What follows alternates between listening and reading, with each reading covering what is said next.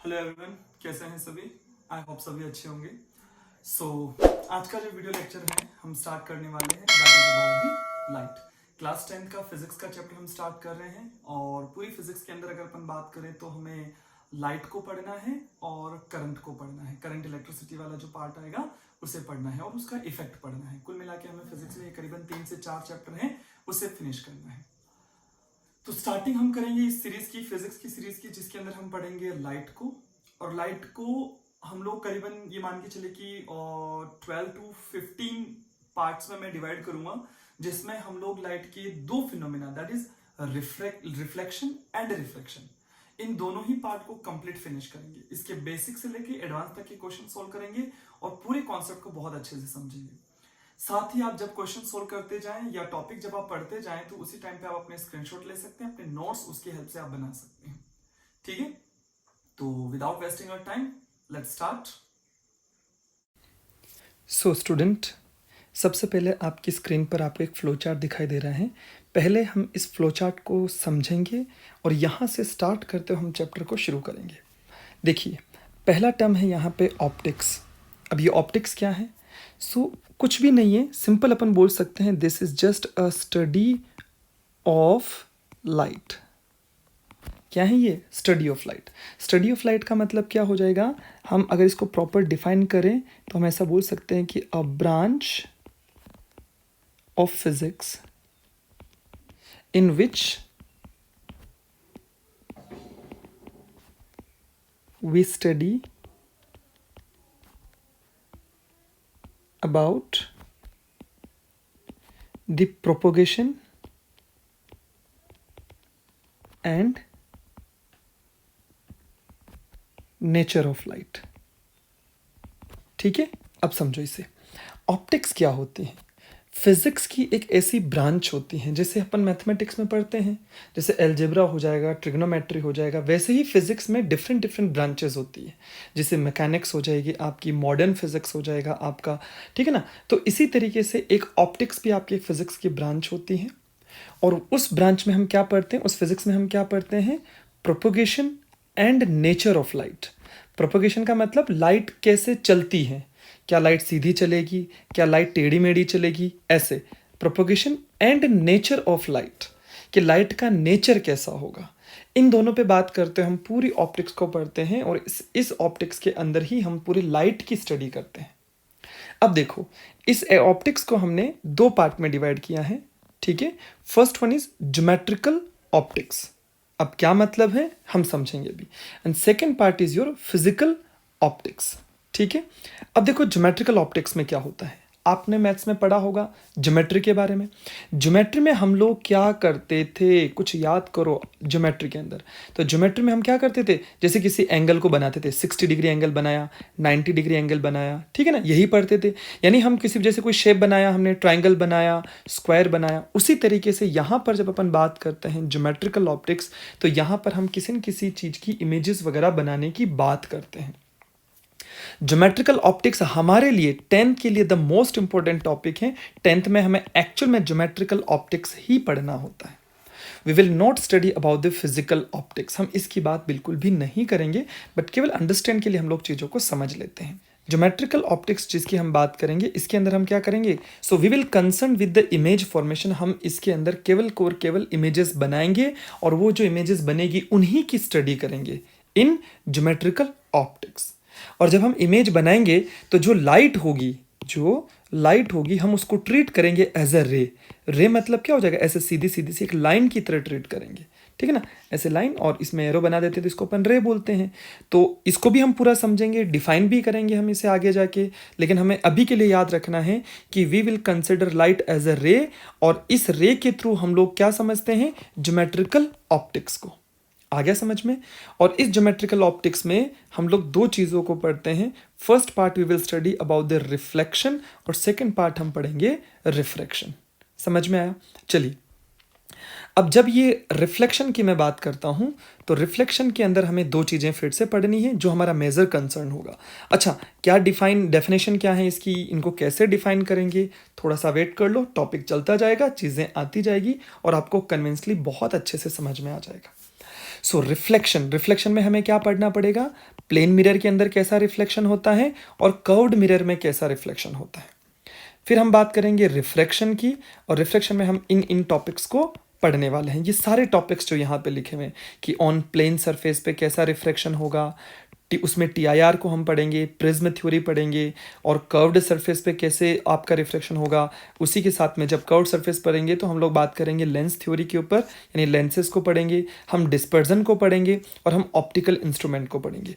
Optical instrument में class 10th में हमारे लिए सिर्फ और सिर्फ ह्यूमन आई है, ह्यूमन आई सिर्फ यही है, उसके अलावा और कोई ऑप्टिकल इंस्ट्रूमेंट है नहीं। हाँ, एक प्रिज्म थ्योरी जो आती है वो इसी के साथ में आ जाती है, तो कोई दिक्कत वाली बात नहीं है। तो मेजर ये टॉपिक आपको रिफ्लेक्शन में कवर करना है। तो मैं ऐसा बोल सकता हूँ कि हमें ऑप्टिक्स के अंदर ये जो ऑप्टिक्स वाला पार्ट है, इसमें ज्योमेट्रिकल ऑप्टिक्स में हमें सिर्फ इन चीज़ों को कंप्लीट करना है। हमें 10th में सिर्फ यहाँ पर फोकस करना है, इनकी बात नहीं करनी है। बट केवल अंडरस्टैंड के लिए आप थोड़ा सा इसको भी देख लीजिए कि ऑप्टिक्स का सेकेंड पार्ट क्या होता है, फिजिकल ऑप्टिक्स। अब ये फिजिकल ऑप्टिक्स क्या है, फिजिकल ऑप्टिक्स के अंदर हम लोग क्या करते हैं, नेचर ऑफ द लाइट पढ़ते हैं, नेचर ऑफ द लाइट। ठीक है, कि लाइट का नेचर कैसा है, वो कैसा बिहेव करती है। यहाँ तो हम उसकी ज्योमेट्री बनाते हैं। अच्छा, लाइट है, लाइट कैसे चलती है, बोले सीधी सीधी चलेगी, ऐसे लाइन बना के, ऐसे रे की फॉर्म में चल रही है। ठीक है, अब अगर ये लाइट जो है वो रे की फॉर्म में चलती हैं तो वो क्या क्या चीज़ें करती हैं, हम सिर्फ इसकी स्टडी करते हैं ज्योमेट्रिकल ऑप्टिक्स में। बट फिजिकल ऑप्टिक्स में पढ़ते हैं कि लाइट का नेचर कैसा है। अगर लाइट का जो नेचर है वो वेव नेचर है तो हम बात करते हैं वेव ऑप्टिक्स की। ये क्लास 12th का टॉपिक है। ठीक है, वेव ऑप्टिक्स को पूरा एंटायर पढ़ते हैं और उसके अंदर हम लोग इंटरफेरेंस और डिफ्रेक्शन पढ़ते हैं। एक्चुअल में जैसे हम लोग यहाँ पर, अगर आपने कभी 8th में पढ़ा हो हल्का फुल्का, अगर आपको याद आ रहा हो, तो light travels in straight line, light जो है वो सीधी लाइन में ट्रेवल करती है, हमने यही पढ़ा है। बट हम लोग वेव ऑप्टिक्स में जाके ये भी पढ़ते हैं कि हाँ, लाइट थोड़ी सी बेंड भी होती है, बेंडिंग ऑफ लाइट भी हम पढ़ते हैं। But this is the 12th class topic, so we will not focus it here. Clear. और इसी का सेकेंड पार्ट हम पढ़ते हैं quantum optics.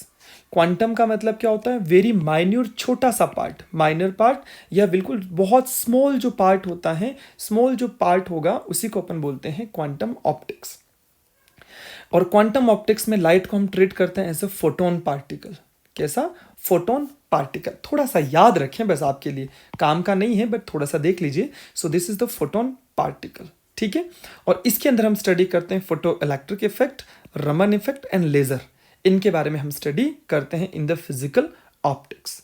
But in class 10th, again I am telling you, we will not study this one, we will completely study this one. Done. अब चलते हैं next topic पे कि जियोमेट्रिकल ऑप्टिक्स के अंदर आपका जो लाइट है, जिसकी लाइट की हमने बात करी थी, जो ऑप्टिक्स में हम पढ़ रहे हैं लाइट, वो लाइट क्या होती है, what is the light, what is the property of light, और वो लाइट क्या क्या फिनोमिनन करती हैं, उन सभी की बातें हम लोग यहाँ से शुरू करेंगे। तो चलिए स्टार्ट करते हैं अब यहाँ से चैप्टर। सो स्टूडेंट, सबसे पहले अपन बात करते हैं इंट्रोडक्शन। इंट्रोडक्शन का मतलब, अब पहला क्वेश्चन अपने दिमाग में आना चाहिए, लाइट। ये लाइट है क्या, ठीक है, करती क्या है, वो सब बातें बाद में।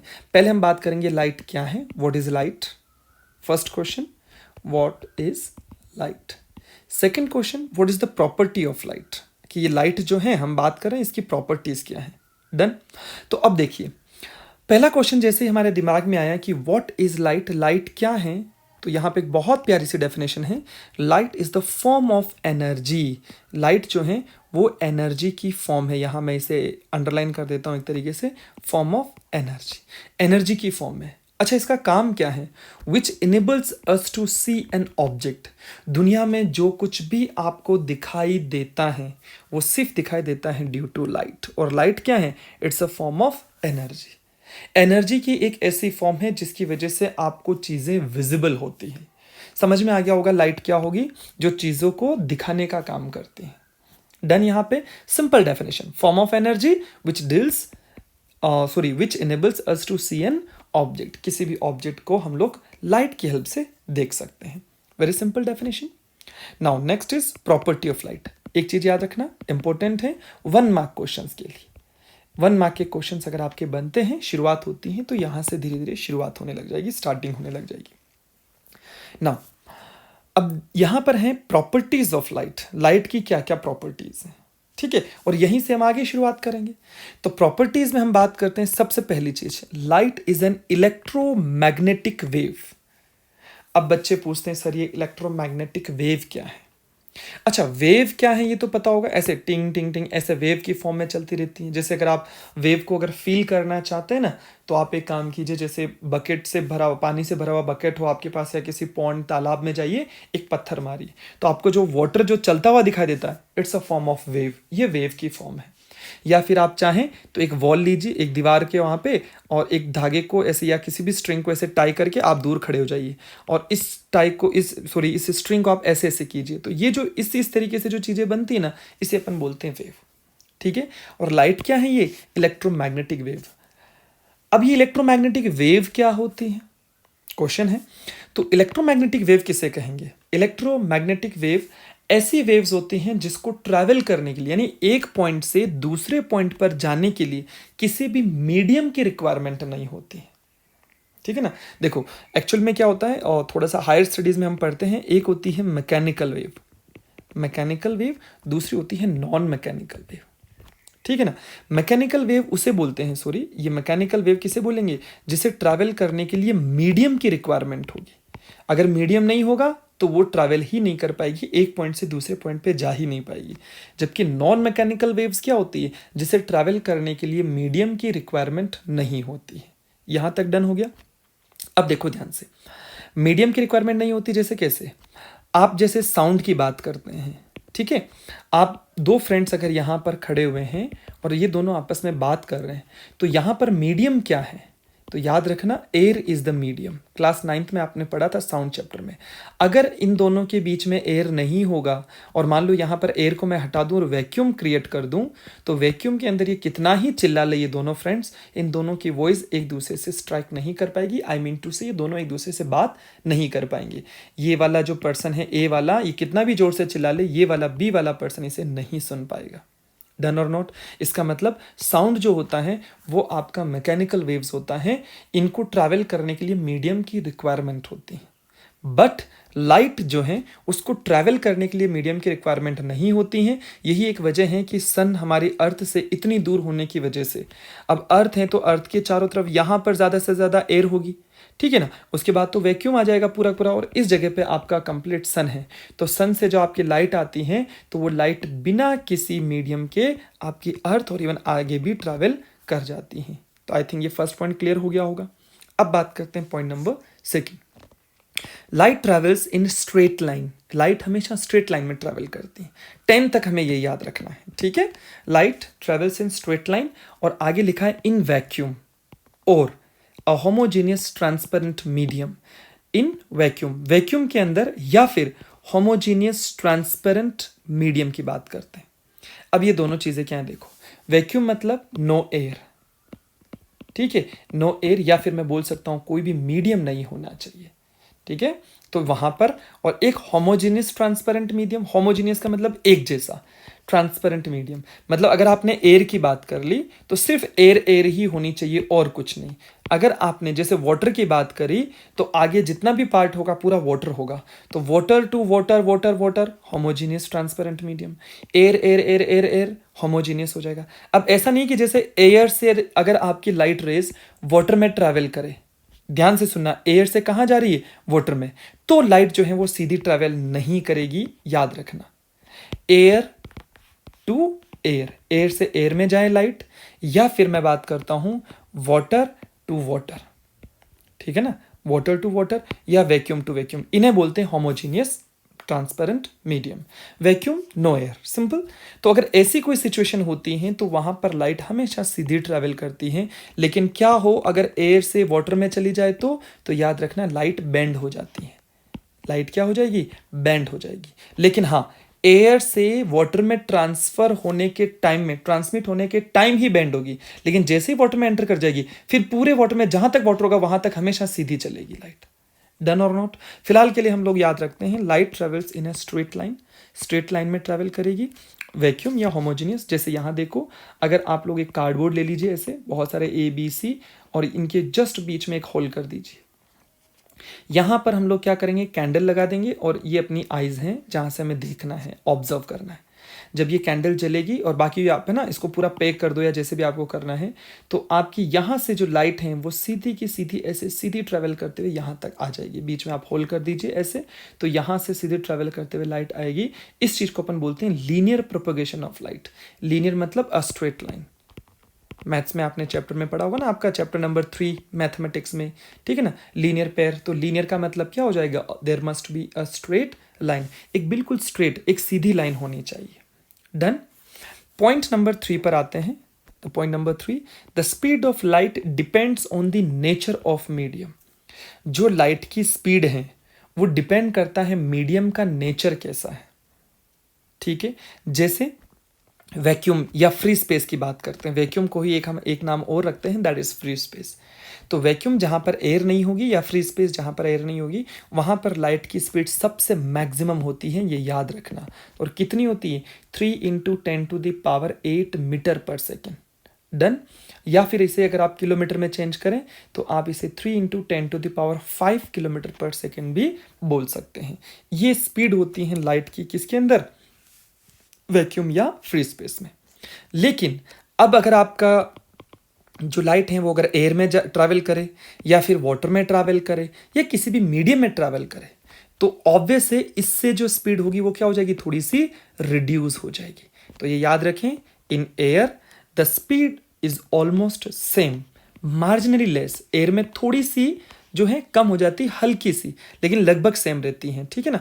हल्की सी फर्क पड़ती है, लेकिन फिर भी देखो फर्क पड़ा ना, फर्क तो पड़ा एयर में आते ही। बट इन ग्लास और वाटर इट रिड्यूसेस, ठीक है। यानी कि आपका ग्लास या वाटर, इवन मैं तो ये कहूँगा एयर में भी आपकी जो लाइट की स्पीड है वो थोड़ी सी कम हो जाती है। हालांकि एयर में बहुत कम होती है, हमें पता ही नहीं चलता, लेकिन ग्लास और वाटर में तो काफ़ी ज़्यादा जो है वो आपकी स्पीड डिक्रीज हो जाएगी। तो याद रखें। और important point is this one, 3 × 10⁸ metre per second is the speed of light. Now next, light cast shadow. Light जो है वो शेडोज बनाती हैं। जैसे ये सिंपल, ये तो बड़ा अच्छा सा एग्जांपल है कि ये सन रहा, यहाँ पर ये आपका जो है प्लांट या जो भी आप दिख रहा है। अब यहाँ से जब लाइट आती है तो लाइट क्या करती है बेटा, ये स्ट्रेट लाइन में ट्रैवल करती है। अपन ने जस्ट ऊपर पढ़ा था, सॉरी यहाँ पर पढ़ा था, स्ट्रेट लाइन में ट्रैवल करेगी। तो अब स्ट्रेट लाइन में ट्रैवल करेगी तो लाइट यहाँ से आते हुए क्या हो जाएगा, ये प्लांट पे जाके रुक जाएगी। अब ऐसा तो है ही नहीं कि यहाँ से आते हुए यूँ बेंड होकर यूँ चली जाएगी, नहीं, कभी ऐसा नहीं होता है। 10 तक आपको यही याद रखना, मैं बार बार बोल रहा हूँ, ठीक है। तो क्या होगा, ये सीधी सीधी ये ट्रैवल करते हुए आएगी, यहाँ पे जाके स्ट्राइक होगी और फिर यहाँ पे लाइट की रेस रुक जाएगी। अब ये रुक जाएगी तो आगे नहीं जा पाएगी, तो आगे का पार्ट क्या हो जाएगा, ये पूरा शेडो बना देगा। डन और नॉट, याद रहेगा। Okay, next point is when fall on a surface. जब सरफेस पर लाइट की रेस गिरती हैं, किसी भी सरफेस पे लाइट की रेस गिरती हैं, तो आपको कुछ चीज़ें देखने को मिलती, जिसमें हमें जो पढ़ना है वो है कि रिफ्लेक्शन और रिफ्रैक्शन। ये 2 पॉइंट आपको देखने को मिलते हैं। कब, जब आपकी लाइट की रेस किसी भी सरफेस पे गिरेगी। तो जैसे अगर कोई ग्लास ले लिया जाए, आपने देखा होगा ना बचपन में, बहुत, अभी तो आप छोटे भी हैं, बहुत सारे बच्चे करते भी होंगे, एक मिरर ले लो और सन से आने वाली लाइट को यहाँ पे स्ट्राइक करो, तो फिर आप देखेंगे कि यहाँ से एक लाइट की रेस ऐसे भी जाती हैं। समझ में आया। और अगर आपने मान लो जैसे वाटर वगैरह देखा होगा तो वहाँ पर आपको रिफ्रैक्शन वाला फिनोमेना दिखाई देता है। तो उम्मीद करूँगा कि ये पूरा का पूरा कंप्लीट प्रॉपर्टीज ऑफ लाइट वाला पॉइंट समझ में आ गया होगा। क्लियर। चलिए अब आगे चलते हैं। सो स्टूडेंट, आगे हम टॉपिक को स्टार्ट करेंगे। जैसा कि हमने कहा था अभी थोड़ी देर पहले कि लाइट की जो रेज होती हैं जब किसी भी सरफेस पर स्ट्राइक करती हैं तो आपको रिफ्लेक्शन और रिफ्रैक्शन, ये 2 चीज़ें दिखाई देता है। लेकिन उन सभी से पहले हमें कुछ इंपॉर्टेंट टर्म्स जो हैं रिलेटेड विद द लाइट जानना जरूरी है। सबसे पहले यहाँ से स्टार्ट करते हैं, सोर्स ऑफ लाइट। सोर्स मतलब एक तरीके से ओरिजिन, यानी कोई भी चीज़ जहाँ से निकलती है, ठीक है ना। जैसे आपका सोर्स कहाँ है, तो आपका सोर्स हो जाएगा आपका घर, ठीक है ना, होम। वहीं से आप निकलते हो। आपको स्कूल जाना है तो वहीं से, मार्केट जाना है तो वहीं से, आपको कहीं घूमने जाना है तो घर से ही जाते हो। अब ऐसा तो है नहीं कि स्कूल चले गए, फिर शादी में जाना है तो शादी में, यहाँ स्कूल से ही शादी में चले गए, फिर कहीं पिकनिक में जाना है तो शादी से पिकनिक में चले गए, ऐसा नहीं करते। तो यहाँ पर आपका जो घर होगा, होम आपका जो होगा, हाउस या जो भी है, तो वहीं से आप निकलते हैं। This is the source. Clear. और लाइट का सोर्स क्या है, यानी कि जहाँ से लाइट निकलती है, तो हम सिंपल क्या बोल सकते हैं, ऑब्जेक्ट्स विच अमिट्स लाइट, ऐसे ऑब्जेक्ट्स जो लाइट को अमिट करते हैं, अमिट करने का मतलब जिनसे लाइट निकलती हैं, बाहर निकलती हैं, उसे अपन बोलते हैं सोर्स ऑफ लाइट। एग्जाम्पल में जैसे सन ले लो, इलेक्ट्रिक बल्ब ले लो, आपके घर में इलेक्ट्रिक बल्ब CFL या जिसको अपन LED वगैरह जो बोलते हैं, आपने देखा होगा LED से लाइट क्या होती है, बाहर की तरफ अमिट होती है, बाहर की तरफ ये लाइट निकलती हैं, ठीक है। तो इसे अपन बोलते हैं सोर्स ऑफ लाइट। अब ये दो टाइप के होते हैं, फर्स्ट होता है luminous and second one is non luminous. Luminous किसे बोलेंगे? ल्यूमिनियस बोलेंगे कि an object which amidst its own light, जो खुद की लाइट को अमिट करता है। देखो ल्यूमिनियस एंड नॉन ल्यूमिनियस में ये फर्क है, ऐसे ऑब्जेक्ट्स जो खुद की लाइट को अमिट करते हैं, जिनसे लाइट निकलती है, again I am telling you, जो लाइट अमिट करते हैं उन्हें अपन बोलते हैं ल्यूमिनियस। लेकिन नॉन ल्यूमिनियस क्या हो जाएगा? जो लाइट अमिट नहीं करते हैं। जैसे एक बड़ा अच्छा एग्जांपल, मैं इसमें एक काफ़ी अच्छा क्वेश्चन पूछा गया था, बच्चे काफ़ी कंफ्यूज रहते हैं, तो आपको समझ में आएगा। जैसे मैं कहूँ आपसे कि मून जो है वो कौन सा सोर्स ऑफ लाइट है, तो याद रखना वो नॉन ल्यूमिनियस है। कैसे? देखो, सन खुद लाइट बाहर निकालता है, ये बल्ब है तो इससे लाइट बाहर निकलती हैं, स्टार हैं तो इससे लाइट बाहर निकलती हैं, ठीक है ना। तो इनसे लाइट जो है वो बाहर निकलती हैं, अमिट होती हैं। But what about the non luminous? Non luminous में क्या हो जाएगा? ये ऐसे ऑब्जेक्ट होते हैं which do not possess its own light, ये खुद की लाइट नहीं निकालते। अब जैसे मून है, तो मून की क्या खुद की लाइट होती है क्या? आप सोचिए, नहीं, इसलिए ये नॉन ल्यूमिनियस है। मून के पास जो लाइट होती है, मून के पास जो लाइट होती है वो सन की रिफ्लेक्शन से आती है। आया नहीं आया समझ में? ये याद रखना कि ये रहा सन और ये आपका मून है, और यहाँ पर जैसे आपकी अर्थ है, तो सन से लाइट यहाँ जाती है, यहाँ से रिफ्लेक्ट होकर यहाँ आती है। तो मून की खुद की कोई भी लाइट नहीं होती है, ये याद रखना। That's why this is the non luminous object, ठीक। सोर्स ऑफ लाइट को है ना, ल्यूमिनस और नॉन ल्यूमिनस के अलावा भी हम लोग क्या करते हैं, अकॉर्डिंग टू साइज भी डिवाइड करते हैं कि भाई उसकी साइज कैसी होगी, कि जो लाइट का जो सोर्स है वो छोटा सा होगा या बहुत बड़ा सा सोर्स ऑफ लाइट होगा। तो अकॉर्डिंग टू साइज जो है इसको हम लोग दो पार्ट में डिवाइड करते हैं। तो यहाँ देखते हैं हम लोग, तो लाइट को हम अकॉर्डिंग टू साइज में, पहला point source of light, second है एक्सटेंडेड सोर्स ऑफ लाइट, ठीक है। पॉइंट सोर्स ऑफ लाइट क्या होगा? अ source of light which is of the size of pin head. देखो, जैसे एक ब्लॉक ले लो आप, है ना, एक कोई भी बॉक्स वगैरह ले लो, उसमें एक बल्ब लगा दो और उस बॉक्स में एक आगे की तरफ एक बिल्कुल छोटा सा होल कर दो यहाँ पर। तो जब आप छोटा सा होल करोगे तो यहाँ से लाइट कैसी आएगी? बिल्कुल पतली सी, है ना, एक पिन जैसी, है ना, बिल्कुल एक शार्प लाइट यहाँ से बाहर निकलेगी। डन और नॉट? तो इसे अपन बोलेंगे पॉइंट सोर्स ऑफ लाइट। याद रहेगा, पॉइंट सोर्स ऑफ लाइट। अच्छा, इसमें एक चीज और काफी अच्छी लाइन मैंने यहाँ पे लिखी, इसे हमेशा याद रखें कि a source of light, point source का मतलब इसको डिफाइन किया है कि a source of light whose distance from the observer is very large when compared with its size may also be considered as a point source of light. देखो, point source का मतलब ऐसा ही नहीं है, अगर आपको छोटी सी जगह पे पॉइंट सोर्स ऑफ लाइट चाहिए तो वहां पर क्या करना है, एक बल्ब लिया, एक ब्लॉक लिया, यहाँ पर एक छोटा सा खड्डा कर दिया, तो यहाँ से जो लाइट आएगी, लेजर लाइट नाम सुना ना, वहां से वो पॉइंट सोर्स ऑफ लाइट है, बिल्कुल एक पॉइंट की तरह लाइट जाएगी, ठीक है। अब एक इसको थोड़ा सा डिफाइन करने के लिए यहाँ पर भी हम यूज कर सकते हैं, कैसे कि जैसे आपने एक बल्ब लिया, ये बल्ब आपसे बहुत दूर है और आप जो ऑब्जर्व कर रहे हैं वो बहुत दूर है, मतलब बल्ब आपसे, यानी ये ऑब्जर्वर है, यहाँ पर आप खड़े हैं और ये बल्ब यहाँ पे लगाओ। आप कभी कभी देखते होंगे किसी बहुत हाइट वाली बिल्डिंग पे चले जाइए और वहाँ से दूर किसी लाइट को देखिए, तो जो बल्ब होता है, अगर आपके कमरे में बल्ब ग्लो कर रहा है तो पूरे कमरे के अंदर पूरा लाइट कर देगा। लेकिन अगर आपसे वो बहुत दूर है, यानी कि मैं बोल रहा हूँ यहाँ से कि जहाँ आप बैठे हैं वहाँ से मान लीजिए 1 किलोमीटर 2 किलोमीटर के डिस्टेंस पर एक बल्ब ग्लो कर रहा है, ठीक है ना, तो वो बल्ब आपको बिल्कुल एक डॉट जैसा दिखाई देगा। So we can say point source of light, the bulb will be behave like a point source of light. Done और नॉट? और second one is extended source of light. Extended का मतलब क्या हो जाएगा कि पॉइंट से बड़ा होना, वो पॉइंट साइज नहीं होना। जैसे एक बल्ब ले लें, सिंपल, ठीक है, यहां पर तो एक पॉइंट की फॉर्म में लाइट बाहर निकल रही थी, अब मैं इस ब्लॉक को हटा दूं, यहां से हटा दो इसे, अब जो बल्ब लाइट स्कैटर करेगा पूरे कमरे को, लाइट लाइट लाइट लाइट ऐसे कर देगा, तो उसे बोलते हैं extended source of light. Bulb हो गया, ट्यूबलाइट होगी, ये सारी चीजें। डन और नॉट? ये बेसिक के लिए हैं, ठीक है, ये जितनी भी चीजें मैं बता रहा हूं ये सारी चीजें बेसिक हैं। 10th बोर्ड में इसका क्वेश्चंस नहीं आने वाला इनमें से, ठीक है, ये सिर्फ अंडरस्टैंड के लिए, समझने के लिए, ताकि आगे जाके आपको कोई प्रॉब्लम्स नहीं हो, ठीक। तो ये हो गया आपका पूरा सोर्स ऑफ लाइट के बारे में, ठीक है, कंप्लीट हो गया 1 पॉइंट सोर्स ऑफ लाइट। अब चलते हैं सेकंड पॉइंट, यहां पे आते हैं। नेक्स्ट इज रे ऑफ लाइट। अब देखो रे ऑफ लाइट क्या है। रे ऑफ लाइट का मतलब क्या है? A ray of light is the just direction in which light travel. यहां पे देखो बड़ा अच्छा पॉइंट आया है, डायरेक्शन। ये है डायरेक्शन ऑफ द लाइट। जैसे एक बल्ब लिया आपने, अब इस बल्ब से क्या होगा, ऐसे बहुत सारी लाइट बाहर निकलेगी, उससे बहुत सारा बहुत सारा बहुत सारा, हमें तो पता ही नहीं चलेगा। तो अब हम लोग क्या करेंगे कि अब आगे जाके जब हम बहुत सारे फिनोमेना को पढ़ते तो हम लाइट की चीज़ को कैसे न कैसे तो कंसिडर करें।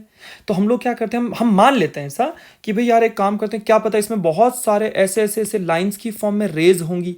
रेज मतलब सिंपल मैं इसको बोल सकता हूँ पाथ ऑफ लाइट, ऐसे याद रख लें, पाथ ऑफ लाइट, शॉर्ट में आप ऐसे भी रख सकते हैं, ठीक है। लाइट का जो पाथ होगा, किस तरफ लाइट ट्रेवल करती है, उसी के लिए हम लोग यूज करते हैं रे ऑफ लाइट, ठीक है। डायरेक्शन बोल सकते हैं इसे, या path of light is your रे of light. Done.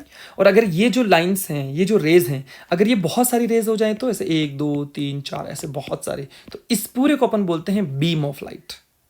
Clear.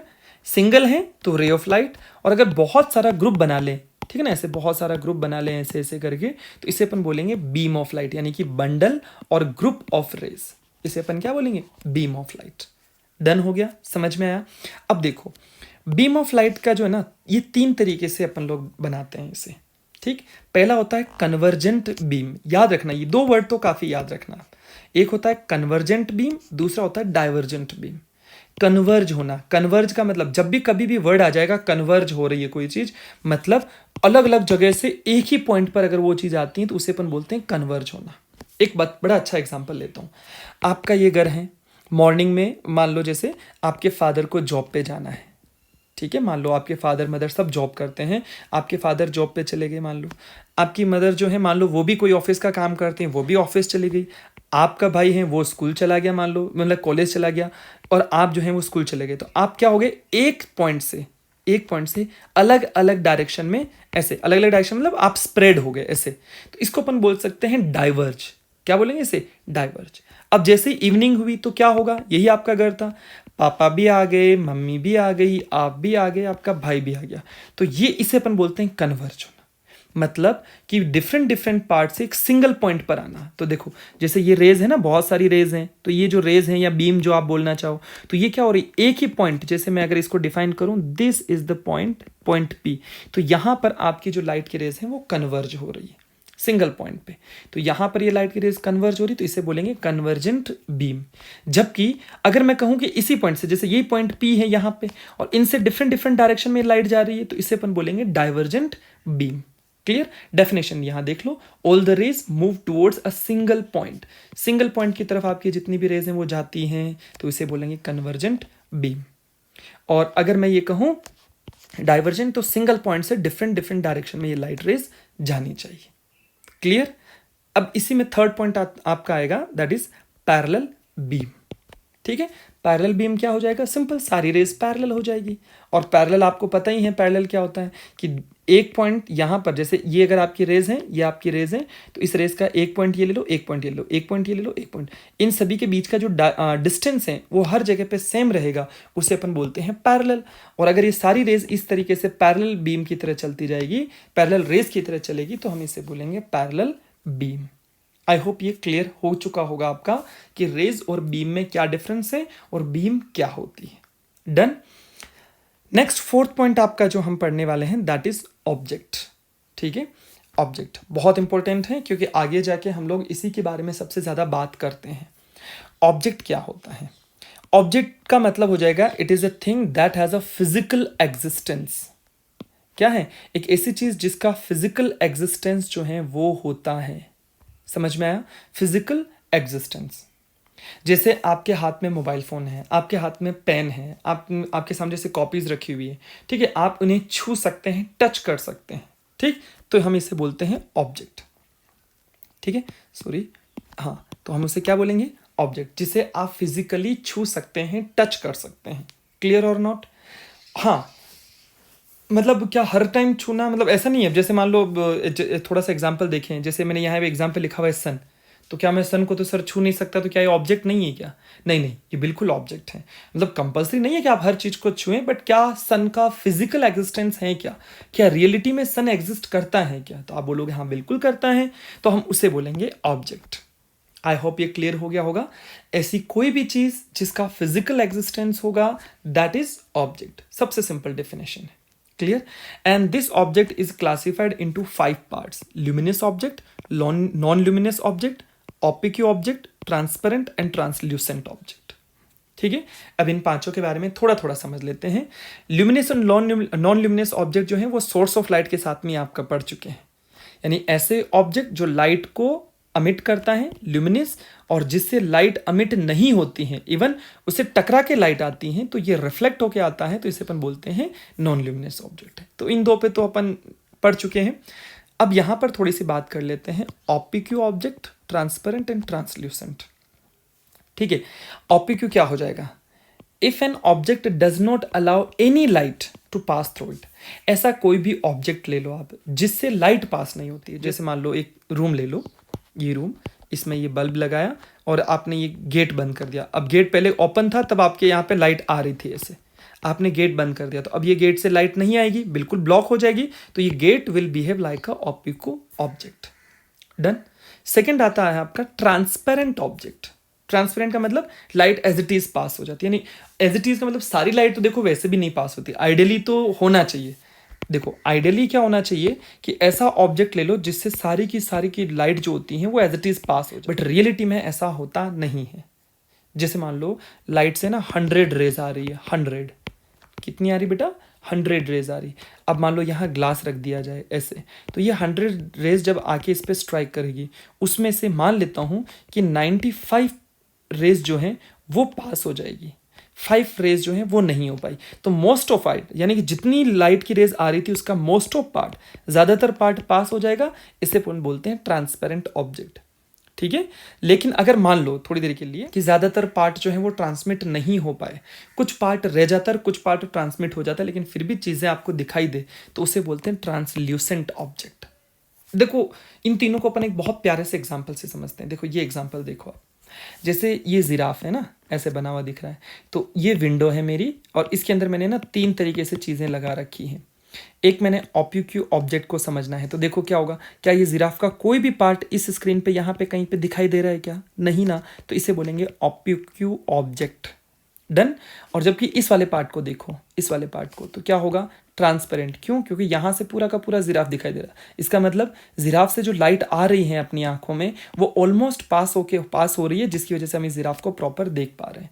But what if the translucent object? देखो हल्का फुल्का दिख भी रहा है और नहीं भी दिख रहा है, तो ज्यादातर पार्ट क्या हो जाएगा लाइट का? वो ट्रांसमिट नहीं हो पाया, लेकिन कुछ हिस्सा तो ट्रांसमिट हुआ है। इसी को अपन क्या बोलते हैं? Translucent object. आ गया यहाँ तक समझ में? ठीक है, अब एक छोटी सी क्विज, यानी कि 1-2 क्वेश्चन है, उसे खत्म कर देते हैं और आज का लेक्चर यहीं एंड करते हैं। ठीक है, क्विज के जितने भी क्वेश्चन हैं आप खुद पहले आंसर दीजिए वीडियो को पॉज करके, और उसके बाद में आप क्या कीजिए, जो आंसर है उसको आप टैली कर लीजिएगा। तो चलिए सबसे पहले अपने क्वेश्चंस लेते हैं यहाँ पे। फर्स्ट क्वेश्चन, ठीक है, फर्स्ट क्वेश्चन क्या है? लाइट इज, यहाँ पे है dash dash is in nature. Light का नेचर कैसा होता है? मैकेनिकल, ट्रांसपेरेंट, फ्लूइड, इलेक्ट्रोमैग्नेटिक और नन ऑफ दिस। तो अभी अपन ने जस्ट पढ़ा था, थोड़ा सा याद करो, क्या हो जाएगा आपका? इलेक्ट्रोमैग्नेटिक नेचर होता है। तो ये हम इस पे टिक लगा देते हैं कि लाइट बिहेव लाइक अ इलेक्ट्रोमैग्नेटिक वेव्स, यानी इसका नेचर जो है वो इलेक्ट्रोमैग्नेटिक वेव्स की तरह होता है, जिसको ट्रैवल करने के लिए किसी भी मीडियम की रिक्वायरमेंट नहीं होती। नेक्स्ट क्वेश्चन देखते हैं अब अपन। Choose the wrong statement. याद रखना रॉन्ग स्टेटमेंट हमें चूज करना है। तो पहला क्या बोल रहा है? Light does not need medium to travel. Light को ट्रैवल करने के लिए मीडियम की रिक्वायरमेंट नहीं होती है। बिल्कुल सही है, लाइट को ट्रैवल करने के लिए किसी भी मीडियम की रिक्वायरमेंट नहीं होती है। यही एक वजह है कि लाइट जो है वो वैक्यूम में भी ट्रैवल करती हैं। ठीक है ना, वैक्यूम या फिर जिसे अपन फ्री स्पेस भी बोलते हैं ना, तो इसके अंदर आपकी लाइट की जो रेज हैं वो ट्रैवल करती हैं, लाइट ट्रैवल करती हैं। सेकंड पार्ट बोल रहा है, मतलब ये तो सही है। ठीक है, second, light travel in a straight line. Light जो है वो स्ट्रेट लाइन में ट्रैवल करती है। तो हम बोलेंगे कि हाँ बिल्कुल सही है। लीनियर प्रोपगेशन हमने पढ़ा था, याद करो, लीनियर प्रोपगेशन ऑफ लाइट, तो स्ट्रेट लाइन में ट्रेवल करती हैं, बिल्कुल सही है, पर हमें तो रॉन्ग चूज करना है, तो ये भी नहीं होगा। Speed of light depends upon the nature of the medium. Nature of the medium ने जैसा मीडियम आप लोगे लाइट की स्पीड उस पर डिपेंड करेगी, बिल्कुल सही है ये, ठीक है ना। जैसे वैक्यूम में लाइट की स्पीड अपन ने याद करो प्रॉपर्टी में पढ़ा था, वैक्यूम में लाइट की स्पीड अलग होगी, एयर में अलग होगी, वाटर में अलग होगी, ग्लास में अलग होगी। जैसे जैसे मीडियम चेंज होगा आपकी लाइट की जो स्पीड है वो भी चेंज होती जाएगी, और वो लाइट की स्पीड कम होती जाएगी, रिड्यूस होती जाएगी, सबसे ज़्यादा वैक्यूम में होती है। क्लियर। तो आपका थर्ड स्टेटमेंट भी सही है। फोर्थ स्टेटमेंट क्या है, speed of light is same in air water and glass. गलत। अभी सी वाला अपन ने पॉइंट पढ़ा था कि भाई नहीं हो तो सभी में क्या हो जाएगा आपका, डिपेंड करता है मीडियम पे, जबकि यहाँ पे बोल रहा है कि लाइट सेम होनी चाहिए, तो ऐसा नहीं होगा। क्लियर और नॉट। तो D is option is a wrong statement. 3 है speed of light in vacuum, ये तो बहुत ईजी है, 3 × 10⁸ मीटर पर सेकेंड। अब देख लीजिए कहाँ पर है, तो ये रहा ऑप्शन नंबर डी। क्लियर और नॉट। तो यहाँ तक समझ में आ गया। So it was the end of the first lecture, ये इंट्रोडक्शन था कंप्लीट, ठीक है। अब हम इसके बाद में बात करेंगे second lecture in which we will study about the complete reflection of light. अच्छा, इंट्रोडक्शन में अभी तक जो है वो केवल बेसिक चीज़ें थी। अगर आप में से इसमें से कोई भी ऐसा पॉइंट जो समझ में नहीं आया है, आप कमेंट सेक्शन में लिख दीजिए कि मुझे ये पॉइंट समझ में नहीं आया है। We will try to make you understand about that topic. Clear. Good luck student.